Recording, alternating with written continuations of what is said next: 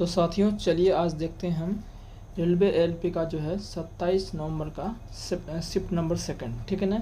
और इससे पहले जो भी आपका हुआ है सारा प्लेलिस्ट बना हुआ है, और भी जो साइंस का क्लास हुआ है, साइंस के लिए बिल्कुल टेंशन आपको नहीं लेना है, बिल्कुल जो है एकदम टेंशन नहीं लेना है।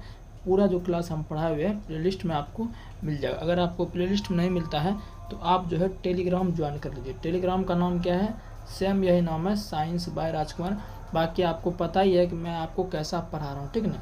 टेलीग्राम का नाम क्या है, साइंस बाय राजकुमार। इसको ज्वाइन कर लीजिए। अगर मान चलिए कोई क्लास आपको नहीं मिलता है, पीडीएफ नहीं मिल पाता है, तो सारा चीज़ आपको टेलीग्राम पर मिल जाएगा। इसलिए मैंने हाल ही में टेलीग्राम बनाया है। मैं हालांकि ये सब बनाना नहीं चाहता था, लेकिन क्या है पीडीएफ वगैरह देना आपको है तो वो बनाना पड़ेगा, इसलिए मैंने बना लिया। तो आप इसको ज्वाइन कर लीजिए ताकि क्लास का नोटिफिकेशन आपको मिल जाए। बाकी जो प्लेलिस्ट में क्लास है ना नहीं मिल रहा है तो वहाँ टेलीग्राम पर सब डाल दिए। तो अगर आप एनालिसिस नहीं देख रहे हैं अभी तो बहुत बड़ी गलती कर रहे हैं, इसलिए मैं आपको ये बोल रहा हूँ, ठीक है ना। तो खैर चलिए स्टार्ट करते हैं। देख सकते हैं ये क्वेश्चन देखते हैं हमारा कहाँ है। ये क्वेश्चन साइंस का आया हुआ है। देखिए CaCl2 का सूत्र इकाई द्रव्यमान क्या है। तो इकाई द्रव्यमान पूछा है तो निकाल लेते हैं। क्या है CaCl2।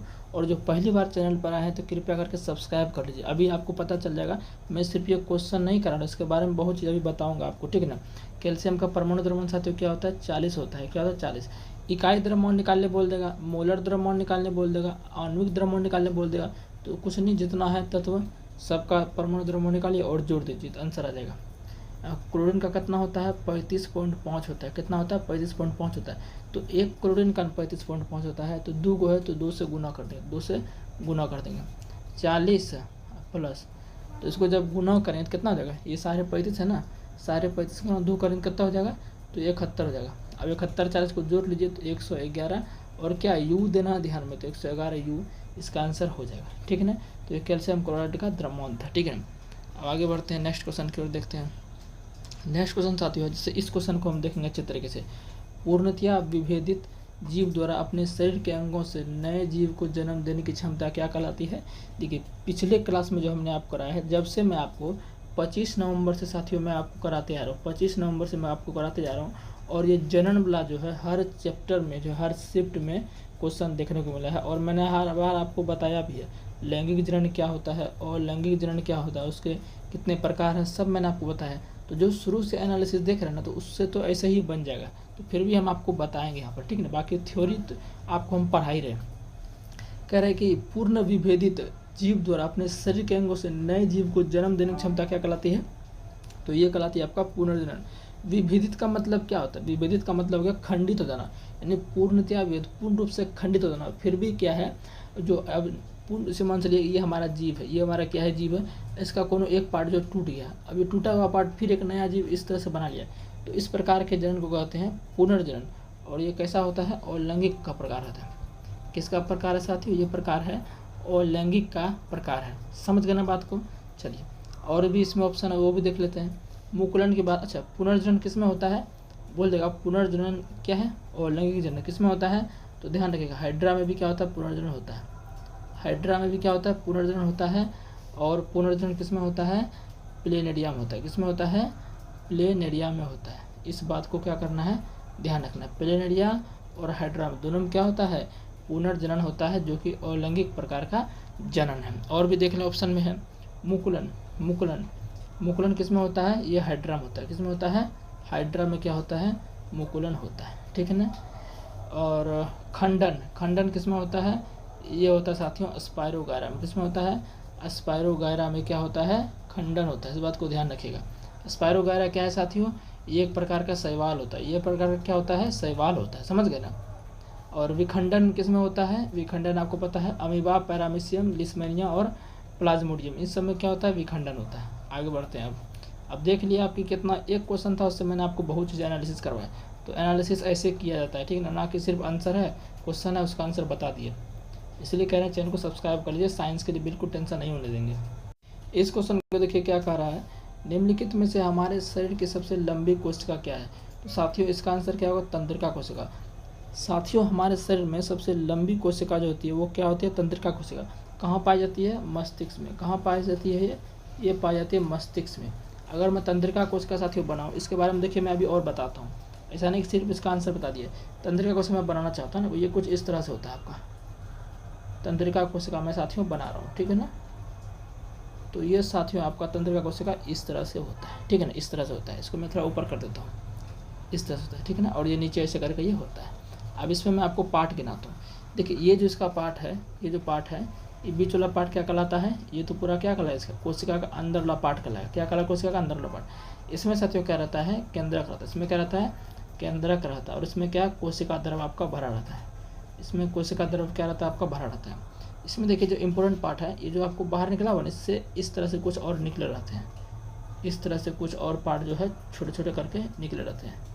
एक बात और ध्यान रखिए, तंत्रिका कोशिका क्या कहते हैं, न्यूरॉन कहते हैं। इसका दूसरा नाम है न्यूरॉन, या इसको नर्व सेल क्या बोलते हैं, इसको नर्व सेल बोलते हैं, नर्व सेल, ठीक है ना। तो होता क्या था, तो ये जो निकले रहते हैं इसको बोलते हैं डेंड्रोइड्स। क्या बोलते हैं, डेंड्रोइड्स बोलते हैं।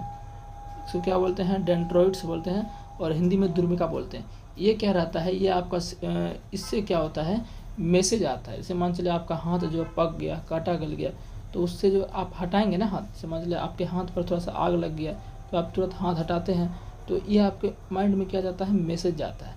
और मैसेज जो जाता है सबसे पहले जाएगा, ये किसके द्वारा जाता है, तंत्रिका कोशिका के द्वारा जाता है। किसके द्वारा जाता है, तंत्रिका कोशिका के द्वारा जाता है। तो मैसेज लेने का काम ये करता है डेंड्रोइड से, जो पूछरी टाइप का निकल रहता है इधर तरह, टेल टाइप का ये करता है। फिर इधर से आगे आगे जाके इधर ये पूरा दूसरे न्यूरॉन में क्या बोलते हैं, तंत्रिका कोशिका में जाता है, नर्वस सेल में, ठीक है ना। और ये जो पार्ट है इसको बोलते हैं एक्सॉन। इस पार्ट को क्या बोलते हैं, एक्सॉन। इस पार्ट को बोलते हैं एक्सॉन साथियों, समझ गए ना। तो उम्मीद है समझ गए, आगे बढ़ते हैं। और इसमें बाकी तो अंडाणु आपको पता ही है। अंडाणु क्या होता है, ओवम। ओवम मतलब क्या होता है, अंडाणु। ये कहाँ पाई जाती है, अंडाशय में, यानी कि ओवेरी में अंडाणु पाए जाते हैं। रक्त कोशिका तो समझ रहे हैं, रक्त कोशिका क्या होता है, ब्लड सेल। रक्त कोशिका क्या बोलते हैं, ब्लड सेल। ब्लड सेल कौन कौन होते हैं, तो बोलिएगा आरबीसी, क्या होता है, आरबीसी, डब्ल्यूबीसी, और कौन होते हैं, प्लेटलेट्स। ये सारे क्या होते हैं, रक्त कोशिका होते हैं। और एक होता है प्लाज्मा। ये सारे क्या होते हैं, रक्त कोशिका होते हैं, ठीक है ना। चलिए आगे देखते हैं। नेक्स्ट क्वेश्चन आपका है, निम्नलिखित में से कौन सा हार्मोन सभी अंगों के विकास को उद्दीपित करता है। यानी कि इसके कहने का मतलब साथियों ये है कि which of the following hormone which is develop to all of the अंग इन ह्यूमन बॉडी। यानी कि ऐसा कौन सा हार्मोन है जो कि सभी अंगों के विकास को उद्दीपित करता है। मतलब उसको कहिए कि जो है ना अगर कह सकते हैं कि हार्मोन, ये हार्मोन अगर नहीं निकलेगा तो कोई भी अंग जो है सही से विकसित नहीं हो पाएगा। यानी कि मानव शरीर ही सही रूप से विकसित नहीं हो पाएगा। विकसित होने का मतलब क्या, सही से कार्य नहीं करेगा, वृद्धि नहीं होगा, समझ गए ना, इस तरह से बोला। तो ये आपका क्या होता है, वृद्धि हार्मोन होता है। अब मैं आपको अच्छे से बताता हूँ साथियों। वृद्धि हार्मोन, अगर मान चलिए वृद्धि हार्मोन निकलना बंद हो जाएगा, वृद्धि हार्मोन इसको बोलते हैं ग्रोथ हार्मोन, GH। वृद्धि हार्मोन मतलब ग्रोथ हार्मोन। और ग्रोथ हार्मोन कहाँ से निकलता है, ये निकलता है पिट्यूटरी ग्लैंड से। किससे निकलता है, पिट्यूटरी ग्लैंड। पिट्यूटरी ग्लैंड जो है, पिट्यूटरी ग्लैंड जिसको हम क्या बोलते हैं हिंदी में, पीयूष ग्रंथि बोलते हैं, इसी से क्या निकलता है, वृद्धि हार्मोन। वृद्धि हार्मोन अगर नहीं निकलेगा तो समझिए आपका शरीर का विकास सही से नहीं हो पाएगा, सही से विकास आपका नहीं हो पाएगा, समझ गए ना। वही क्वेश्चन ही पूछ रहे हैं। तो वृद्धि हार्मोन के नहीं निकलने से आपका शरीर का विकास सही से नहीं हो पाएगा। तो इसका नाम है ग्रोथ हार्मोन। ग्रोथ हार्मोन कहाँ से निकलता है, पिट्यूटरी ग्लैंड से निकलता है। कहाँ से निकलता है, पिट्यूटरी ग्लैंड से निकलता है। तो पिट्यूटरी ग्लैंड को क्या कहते हैं, पिट्यूटरी ग्लैंड को साथियों हम क्या कहते हैं, मास्टर ग्लैंड भी कहते हैं। क्या कहते हैं, मास्टर ग्लैंड। तो बोलेगा पिट्यूटरी ग्लैंड को क्या कहते हैं, तो मास्टर ग्लैंड कहते हैं। इस बात को ध्यान रखिएगा, मास्टर ग्लैंड इसको क्यों कहते हैं। अब रीजन ये भी है, पिट्यूटरी ग्लैंड को मास्टर ग्लैंड क्यों कहते हैं, इसलिए कहते हैं पिट्यूटरी ग्लैंड को मास्टर ग्लैंड, बिकॉज जो आपका पिट्यूटरी ग्लैंड है, पिट्यूटरी ग्लैंड जो है, पिट्यूटरी ग्लैंड ये क्या करता है, पिट्यूटरी ग्लैंड सबसे पहले किस प्रकार का ग्रंथि है, ये आपका एक है एंडोक्राइन। क्या है ये, एंडोक्राइन, मैं हिंदी भी बोलूँगा, एंडोक्राइन ग्लैंड है। एंडोक्राइन ग्लैंड का मतलब क्या हो साथियों, एंडोक्राइन ग्लैंड का मतलब हो गया अंतःस्रावी ग्रंथि। क्या हो गया, अंतःस्रावी ग्रंथि। और एंडोक्राइन ग्लैंड क्या होता है, जो हार्मोन का सिक्रेशन करे, जो हार्मोन निकाले उसे एंडोक्राइन ग्लैंड कहते हैं। तो पिट्यूटरी ग्लैंड वही होता है। तो हम बात कर रहे थे कि पिट्यूटरी ग्लैंड को मास्टर ग्लैंड क्यों कहते हैं, why we called pituitary gland as a master. साथियों होता क्या है, पिट्यूटरी ग्लैंड क्या करता है, जितना भी अंतःस्रावी हार्मोन है ना, जैसे कि आपका थायराइड ग्लैंड हो गया, गोनेड ग्लैंड हो गया, एड्रिनल ग्लैंड हो गया, है ना। ये सब जो हार्मोन है इन सब ग्रंथियों को हार्मोन निकालने के लिए क्या करता है, प्रेरित करता है। कौन, पिट्यूटरी ग्लैंड। जितना भी हो गया, एड्रिनल ग्लैंड हो गया, गोनेड ग्लैंड हो गया आपका, है ना, और थायराइड ग्लैंड हो गया, ये सब जो आपका पीनियल ग्लैंड हो गया, ये सब जो ग्लैंड है आपका, इन सबको हार्मोन निकालने के लिए क्या करता है, ये प्रेरित करता है ना, फोर्स करता है। इसलिए इसको क्या करते हैं, पिट्यूटरी ग्लैंड को मास्टर ग्लैंड कहते हैं, ठीक है ना। बाकी और एक चीज़ मैं आपको और दिखाना चाहता हूँ, तो आप यहाँ देख सकते हैं साथियों, ये ग्लैंड का एक फोटो है, इसको ही मत देखिएगा, यहाँ देखिए, आप इस चित्र को ध्यान दीजिए, ठीक है ना। इस चित्र को आप क्या कीजिए, ध्यान दीजिए। देखिए, पीनियल ग्लैंड हो गया, पिट्यूटरी ग्लैंड हो गया और हाइपोथैलेमस ग्लैंड, ये 3 प्रकार के ग्लैंड जो है, ये तीनों क्या है साथियों आपका, ये तीनों आपको कैसे हैं, एंडोक्राइन ग्लैंड है, अंतःस्रावी ग्रंथि है, जो कि हार्मोन का सिक्रेशन करते हैं। ये तीनों कहाँ पाई जाती है, मस्तिष्क में। Pineal gland, hypothalamus gland, pituitary gland, तीनों कहाँ पाई जाती है, मस्तिष्क में पाई जाती है, ठीक है ना। फिर देखिए थायराइड ग्लैंड कहाँ पाया जाता है, गले में। थायराइड ग्लैंड गले में पाया जाता है, ठीक है ना, यानी कि थ्रोट में कह सकते हैं। Thyroid gland find in throat, यानी कि गले में पाया जाता है। फिर थाइमस क्या आपका, ये आपका चेस्ट में पाया जाता है। थाइमस ग्लैंड क्या आपका, चेस्ट में। थाइमस ग्लैंड क्या होता है, जब आप बूढ़े हो जाएंगे, उम्र आपकी बढ़ जाएगी, तो थाइमस ग्लैंड अपने आप क्या होता है, गायब हो जाता है, समझ गए ना। फिर है पेंक्रियाज मतलब क्या होता है, अग्नाशय। तो अग्नाशय में पाया जाएगा। एड्रिनल ग्लैंड, इसको हिंदी में अधिवृक्क ग्रंथि बोलते हैं। एड्रिनल ग्लैंड जो है वो किडनी के ऊपर पाया जाता है। किडनी के, देखिए ये किडनी हमारा 2 किडनी है, ये 2 किडनी के ऊपर पाया जाता है, इधर भी रहेगा, इधर भी रहेगा, ठीक है ना। फिर इधर क्या है, गोनेड ग्लैंड है। फिर इधर क्या है, गोनेड ग्लैंड का मतलब जनन ग्रंथि, यानी टेस्टिज और आपका ओवेरिज, ठीक है ना। तो इस प्रकार से था। अब इधर जो हमने साथियों लिखा है, ये सारा क्या है, ये सारा साथियों जो हम लिखे हैं आपका इधर, ये जो पूरा लिखे हैं इधर, नहीं हो रहा है क्या, 1 मिनट, हाँ अच्छा, ब्लैक है इसलिए नहीं दिख रहा है ना, ब्लैक है इसलिए नहीं दिख रहा, मैं इसको दूसरा कलर कर लेता हूँ। वही तो बोला वो क्यों, हाँ इधर देख लीजिए, दिखेगा आपको, ठीक ना। देखिए ये जो मैंने लिखा है प्रोलैक्टिन हार्मोन, ये सबको लिख लीजिए। प्रोलैक्टिन हार्मोन, ग्रोथ हार्मोन, अभी लिखिए फिर बोलेंगे। प्रोलैक्टिन हार्मोन, ग्रोथ हार्मोन, इसको सीधा याद रखिएगा। ACTH हार्मोन, क्या रखना है, ACTH हार्मोन, बाकी फुल फॉर्म इसका यहाँ लिखा हुआ है। ACTH हार्मोन, ल्यूटिनाइजिंग हार्मोन, यानी शॉर्ट में LH हार्मोन बोलेंगे। फिर FSH hormone, follicle stimulating hormone. फिर है आपका थायराइड स्टिमुलेटिंग TSH हार्मोन। ये जो भी हार्मोन हमने लिखा है, ये सारे हार्मोन पता है कहाँ से निकलते हैं, ये सारे हार्मोन साथियों निकलते हैं पिट्यूटरी ग्लैंड से। कहाँ से निकलते हैं, पिट्यूटरी ग्लैंड से। कहाँ से निकलते हैं, पिट्यूटरी ग्लैंड से। और एक बात बताएं, पिट्यूटरी ग्लैंड का 2 पार्ट होता है। पिट्यूटरी ग्लैंड का क्या होता है, 2 पार्ट होता है। कितना पार्ट होता है, 2 पार्ट। एक होता है आगे वाला पार्ट, पिट्यूटरी ग्लैंड के 2 पार्ट होते हैं। एक होता है एंटीरियर पार्ट, जिसको हम क्या बोलते हैं, आगे वाला पार्ट, और एक होता है पोस्टीरियर पार्ट, यानी कि पीछे वाला पार्ट। तो एंटीरियर पार्ट से ये सारे हार्मोन निकलते हैं, यानी कि आगे वाले भाग से। तो वही हम लिख दिया है कि एंटीरियर पार्ट से, यानी पिट्यूटरी ग्लैंड के एंटीरियर पार्ट से कौन कौन से हार्मोन निकलते हैं, ये सारे जो लिखे हैं ये निकलते हैं।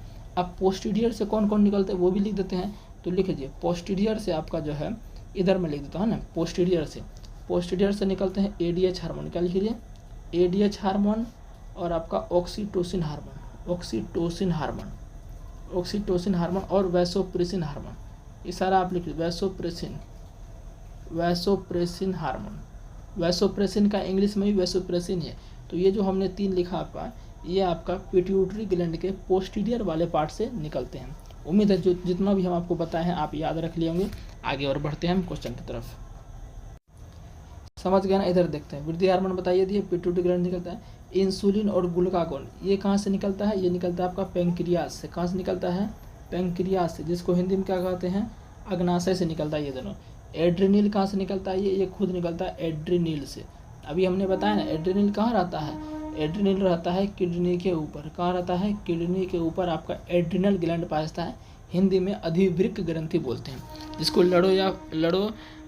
लड़ो करो हार्मोन बोलते हैं। आपातकालीन स्थिति में, इमरजेंसी स्थिति में, जब आप बहुत भयानक स्थिति में डरे हुए रहते हैं, तो उस समय आपको साहस देने के लिए ये आपका एड्रिनल ग्लैंड रिलीज होता है। समझ गए ना। आगे बढ़ते हैं। नेक्स्ट है, कार्बन में कार्बन के ही अन्य परमाणु के साथ आबंध बनाने की अद्वितीय क्षमता, इस गुणधर्म को किस नाम जाना जाता है, तो श्रृंखलन के नाम से जाना जाता है। कितना बार रिपीट क्वेश्चन हुआ, तो हम इसको क्या बार एक्स्ट्रा इसके बारे में बता दिए हैं, तो अभी के बार हम नहीं बताएंगे, ठीक है। बाकी जिसको देखना है तो भाई शुरू से देख लो 25 नंबर से, तब आप और अच्छा से क्लियर हो जाएगा। निम्नलिखित विकल्पों में से उस विकल्प का चयन कीजिए। थोड़ा इसको जूम करते हैं ना, इसको थोड़ा जूम करते हैं।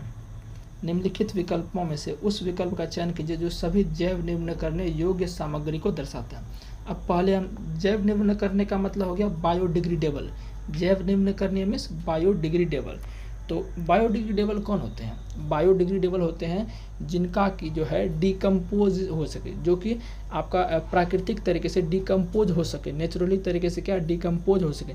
जैसे कि केले के छिलके हो गए, सब्जी के छिलके हो गए, है ना, अंडे के छिलके हो गए, ये सब क्या है, जब इन सब को हम बाहर फेंक देंगे तो ये सब क्या है आपका, ये बैक्टीरिया और फंगस के द्वारा, यानी कि कवक और जीवाणु और कवक के द्वारा ये क्या होंगे, अपघटित हो जाएंगे, डिकम्पोज हो जाएंगे, है ना। तो वो आपका क्या कहलाएंगे, जैव निम्नकरणीय। ये आपका प्रदूषण ज़्यादा नहीं फैलाएंगे, ठीक है ना। तो जैव निम्नकरणीय, तो देख लीजिए अंडे के छिलके, चाय की पत्तियाँ, ये भी आपका नेचुरली चीज़ है। आलू छिलके, तो ये आपका क्या है, ये सारे क्या है, जैव निम्नकरणीय है, बायोडिग्रेडेबल है। और नॉन बायोडिग्रेडेबल कौन है, जैसे आपका प्लास्टिक हो गया।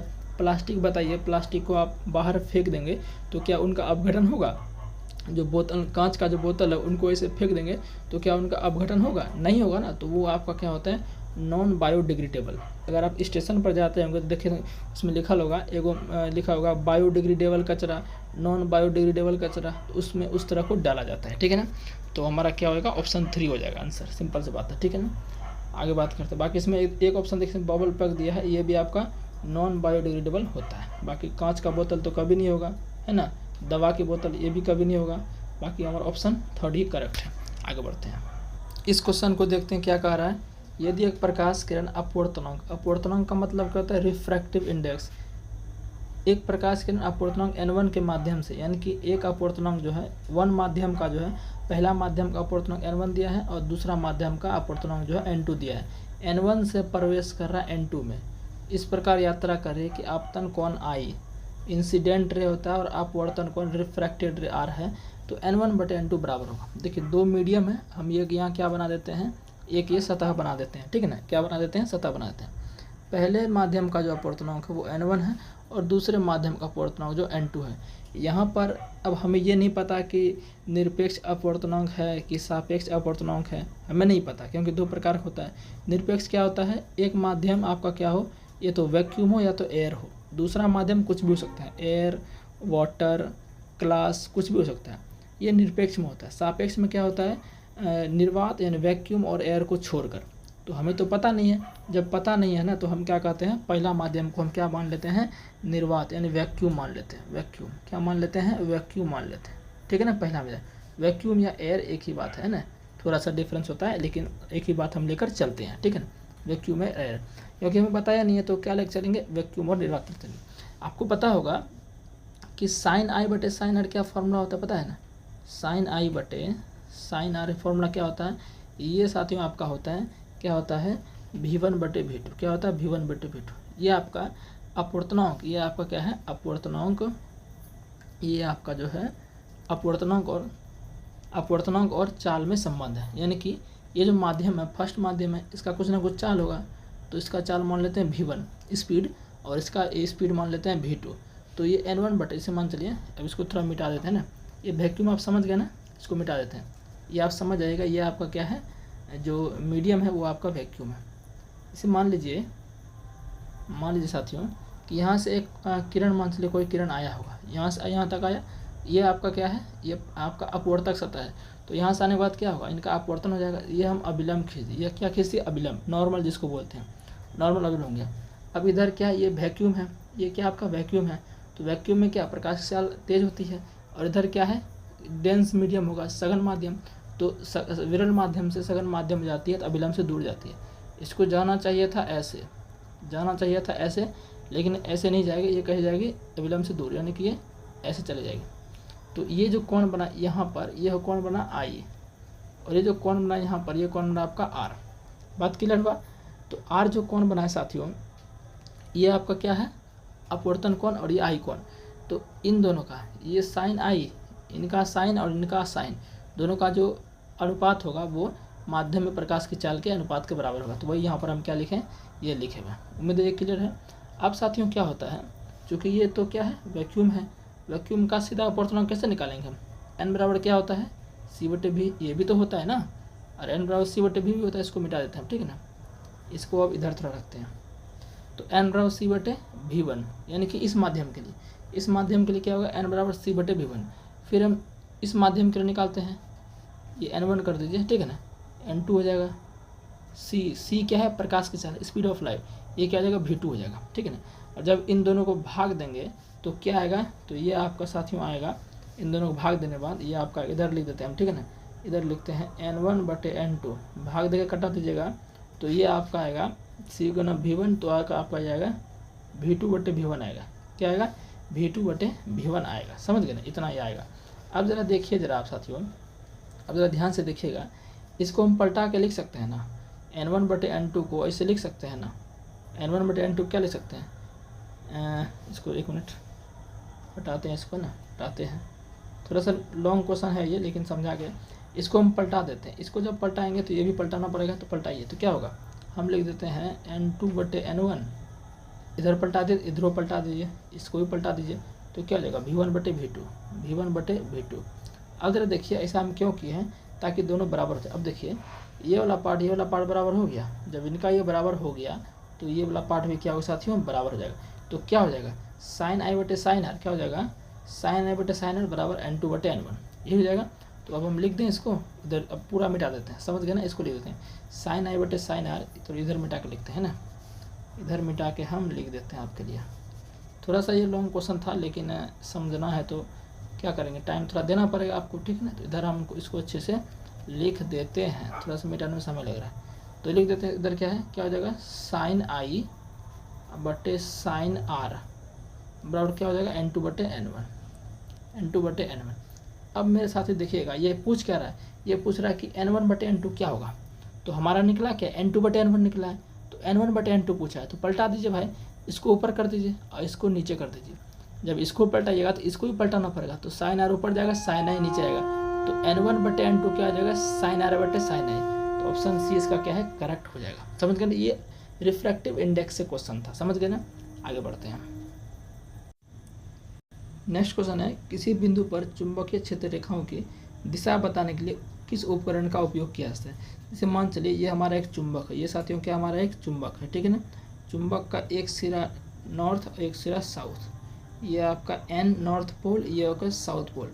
सभी मैग्नेट का जो है दो आपका क्या होता है, पोल होता है, एक नॉर्थ पोल एक साउथ पोल, उत्तरी ध्रुव दक्षिणी ध्रुव, ठीक है ना। अब आपको पता है कि ये बाहर से, यानी कि बाहर से क्या रहती है, आउट से चुंबक क्षेत्र के साथ नॉर्थ से साउथ, और इन साइड से साउथ से नॉर्थ रहती है, ठीक है ना। तो मान चलिए हमको इस क्षेत्र पर क्या करना है, चुंबकीय क्षेत्र के दिशा पता करनी, तो किसका इस्तेमाल करेंगे, चुंबकीय दिक्सूचक का, इसको बोलते हैं कंपास बोलेंगे, क्या बोलेंगे, कंपास बोलेंगे। समझ गए ना, उम्मीद है समझ गए होंगे। आगे बढ़ते हैं, बाकी इसके बारे में, चुंबक के बारे में मैंने आपको पिछले वीडियो में एनालिसिस अच्छे से करवाया है, तो इस वीडियो में आपको नहीं करवाऊंगा। नेक्स्ट क्वेश्चन देखते हैं, पृथ्वी और चंद्रमा के बीच गुरुत्वाकर्षण बल के बारे में कौन सा सही है। देखिए ये मैंने आपको बताया था, न्यूटन ने बताया है गुरुत्वाकर्षण का सार्वत्रिक नियम में कि कोई भी दो वस्तुओं के बीच क्या लगता है साथियों, एक बल लगता है। अगर डिस्टेंस ज़्यादा रहेगा तो बल कम लगेगा, सीधी सी बात है। मान लीजिए ये वस्तु यहाँ पर है तो बल थोड़ा ज़्यादा लगेगा, मान लीजिए यही वस्तु यहाँ पर है, अब इसको यहीं पर रख रहे हैं और इसको क्या कर रहे हैं, दूर भगा दे रहे हैं, तो अब जो बल लगेगा वो कम लगेगा। यानी कि दूरी बढ़ाने पर क्या होती है, क्या बोलते हैं, आकर्षण बल जो है वो क्या होता है, कमता है ना। तो सवाल को देखते हैं क्या कह रहा है, ये कह रहा है कि जब चंद्रमा पृथ्वी से दूर होता है तो गुरुत्वाकर्षण बल विकर्षक होता है। विकर्षक का मतलब क्या होता है, विकर्षक का मतलब होता है रिपल्सन, यानी कि आपस में टकरा के भाग जाना। तो रिपल्सन तो खैर बात, रिपल्सन का तो बात यहाँ नहीं हो रहा, जब भी बात होगा आकर्षण का ही बात होगा, तो ये तो पहले अलग हो जाएगा, गलत हो जाएगा।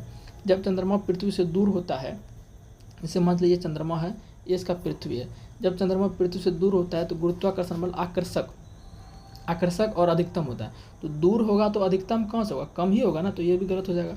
जब चंद्रमा पृथ्वी के करीब होता है, जब चंद्रमा पृथ्वी के करीब होता है तो गुरुत्वाकर्षण बल आकर्षक और अधिकतम होता है। तो देखिए जब चंद्रमा पृथ्वी के करीब है तो गुरुत्वाकर्षण बल क्या है, आकर्षक तो होगा, क्योंकि चिपकने वाला बल होता है आकर्षक, और अधिकतम होता है, बिल्कुल सही है।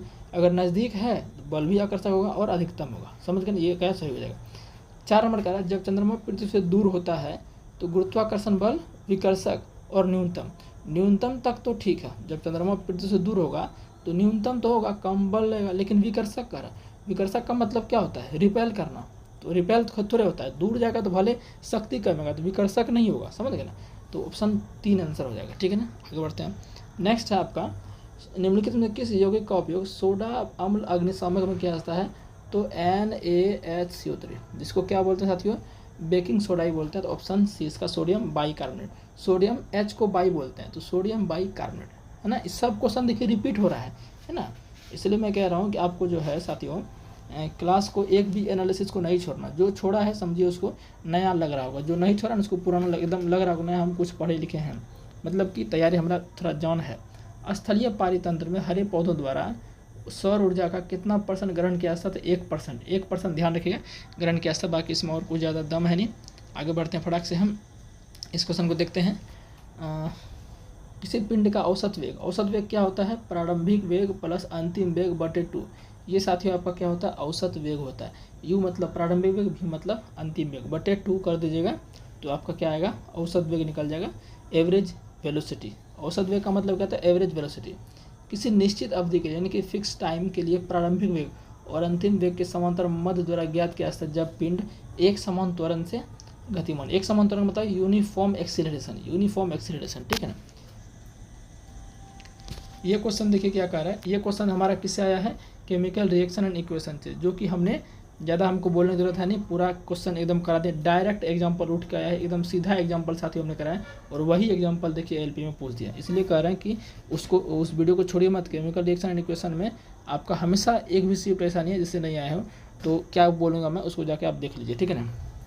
कह रहा है कि सोडियम सल्फेट, सोडियम सल्फेट क्या होता है, Na2SO4, ठीक है साथियों। अब प्लस में बेरियम क्लोराइड क्या होता है, BaCl2।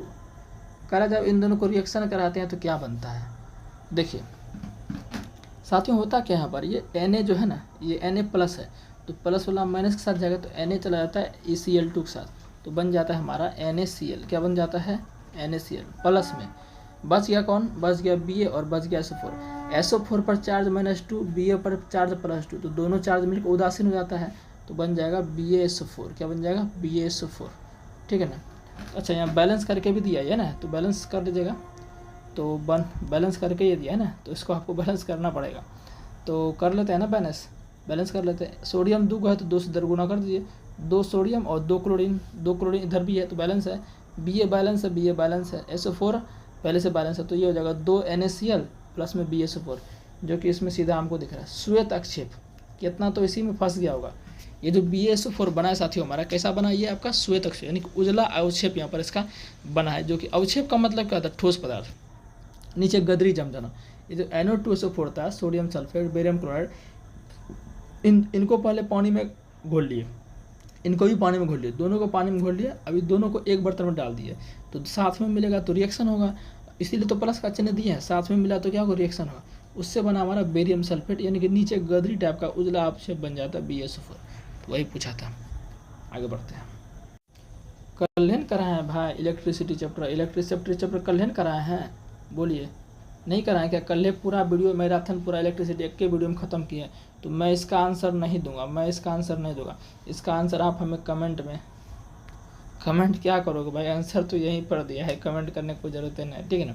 बता ही देते हैं चलो। जब 1 ओम और 2 ओम वाले प्रतिरोध पार्श्व संयोजन में जुड़े, किस में जुड़े, पार्श्व संयोजन में जुड़े हैं। पार्श्व का मतलब क्या हो गया, 1/r तुल्य क्या हो जाएगा, 1/r1 प्लस 1/r2 तुल्य प्रतिरोध पूछ रहा है, तो मान रख दो ना भाई। पहला कितना दिया है 1, दूसरा कितना दिया है 1/2, तो वैल्यू रखेंगे 2, 1, 2, 3 यानी कितना आएगा आपका 1, 1, 2 सॉरी 2 है ना ये, तो कितना आ जाएगा ये, अरे यार हम भी गलती कर दिए, 1 मिनट रुक जाओ भाई, कैलकुलेशन थोड़ा गलती हो गया ना, इसको ऊपर कर देना, ये बड़ी डिस्टर्ब करता है हमको। तो ये हो जाएगा हमारा 2 है ना, लघुत्तम लीजिए 2 आएगा, 1 में 2 से 2 और प्लस में 1, तो 2 1 3/2, तो 1/r तुल्य कितना आ गया इधर हमारा, इधर आ गया हमारा 3/2 आ गया, तो 3/2 आ गया, तो r 1/r का वैल्यू 3/2 आया है, हमको चाहिए r तुल्य का वैल्यू, तो क्या होगा पलटा दीजिए, तो पलटाइएगा तो क्या होगा 2/3 हो जाएगा, सिंपल बात है, करेक्ट आंसर। नेक्स्ट देखते हैं। नेक्स्ट है विभज्योत की ऊतक की कोशिकाएं अत्यधिक क्रियाशील होती है लेकिन उनके पास डैश का अभाव होता है, रसध्वनि साथियों उसके पास नहीं होता। आइए थोड़ा विभज्योत की ऊतक के बारे में समझते हैं। विभज्योत की ऊतक की खास क्या होती है उसके बारे में विशेषता। विभज्योत की कोशिका अत्यधिक क्रियाशील, क्रियाशील का मतलब हो गया कि ये इनमें क्या है, विभाजन की क्षमता होती है। विभज्योत की ऊतक में क्या होती है, विभाजन की क्षमता होती है। इनमें नए नए विभाजन होते हैं, फिर नए विकास पौधों का होता है। विभज्योत की कोशिका अत्यधिक क्रियाशील होती है, उनके पास बहुत अधिक कोशिका द्रव होता है, पतली कोशिका भित्ति होती है और अस्पष्ट केंद्रक होते हैं। उनके पास रसध्वनि नहीं होती है। तो वही क्वेश्चन पूछ रहा था ना कि उनके पास क्या नहीं होता, रसध्वनि नहीं होता है, बाकी क्रियाशील होती है, अधिक कोशिका द्रव होता है, कोशिका भित्ति क्या होती है, पतली और अस्पष्ट केंद्रक होता है। साथियों जो विभज्योत की ऊतक है ये 3 प्रकार के होते हैं। इसको इंग्लिश में क्या बोलते हैं, मेरिस्टेमेटिक टिश्यू बोलते हैं। इंग्लिश में क्या बोलते हैं इसको, इंग्लिश में साथियों इसको बोलते हैं मेरिस्टेमेटिक टिश्यू। क्या बोलते हैं, मेरिस्टेमेटिक टिश्यू बोलते हैं। 3 प्रकार के कौन सा, पहला होते हैं एपिकल मेरिस्टेमेटम, मेरिस्टेम यानी कि इसको बोलते हैं शीर्षस्थ विभज्योत की। ये आप कहाँ पाए से, पौधों के ऊपर वाले भाग में, पौधों के सबसे ऊपर वाले भाग में पाए से, शीर्ष में, पौधों के शीर्ष वाले भाग में पाए जाते हैं, टॉप वाले पार्ट में, ठीक है ना। और दूसरा जो होता है वो आपका होता है लेटरल, क्या होता है, लेटरल मेरिस्टेमेटम। इसको बोलते हैं पार्श्व, क्या बोलते हैं इसको हिंदी में लिखते हैं पार्श्व विभज्योत के, जो कि आपका कह सकते हैं कि तनों की चौड़ाई बढ़ाने में मदद करता है। और तीसरा जो होता है वो होता है इंटरकैलरी, इसको बोलते हैं अंतर्वेशी विभज्योत की होता है, जो कि आपका जो है ये जो देख रहे हैं पत्ता, इसका पत्ता जो यहाँ पर जो नोक है ना, नोक, पत्ता का जो नोक है इसमें पाया जाता है, इसको बोलते हैं इंटरकैलरी। तो ये 3 प्रकार के मेरिस्टेमेटिक होते हैं, समझ गए ना। आगे बढ़ते हैं।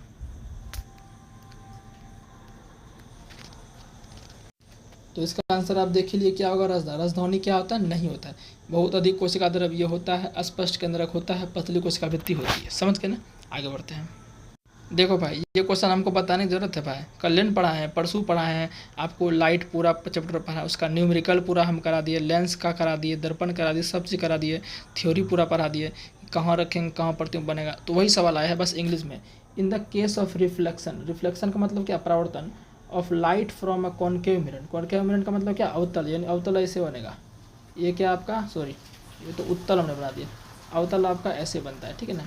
ये आपका क्या साथियों, अवतल दर्पण है, अवतल दर्पण है। तो ये हम ये मुख्य अक्ष बना दिए, ठीक है। और ये इसका क्या हो गया, ध्रुव, यहाँ पर ध्रुव, यहाँ पर क्या होता है फोकस, और यहाँ पर क्या होता है वक्रता के अंदर सी, ठीक है ना। तो कह रहा है कि when parallel beam of light, यानी कि कोई यहाँ पर ऑब्जेक्ट है, पैरेलल जा रहा है, parallel beam of light, parallel गया गया गया गया गया, parallel beam of light is incident, incident का मतलब हो गया यहाँ पर आपतित। तो ये जो आपतित किरण जा रही है, इंसिडेंट रे, यहाँ पर क्या होगी, आपतित।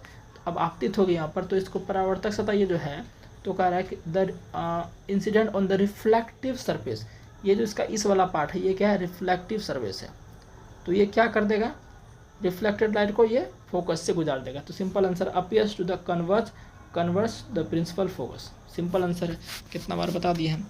आगे बढ़ते हैं। नेक्स्ट क्वेश्चन है, निम्नलिखित में से किस घटना में एक ठोस द्रव में परिवर्तित हो जाता है। ये इसका गलत आंसर दिया, इसका आंसर होगा गलन। क्या होगा, गलन, ठीक है ना।